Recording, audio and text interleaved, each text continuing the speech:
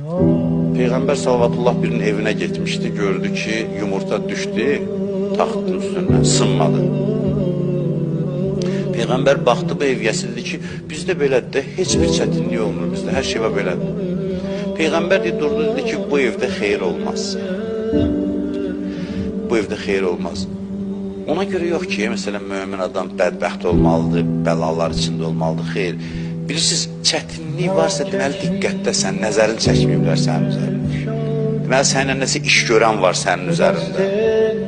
Həyatda hər şey yax kimi gedirsə, biraz şübhələnməyə əsas var ki, nəsə düz deyil. Nəsə düz deyil.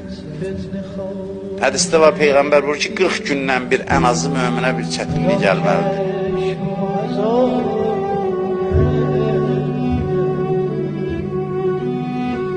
Cihan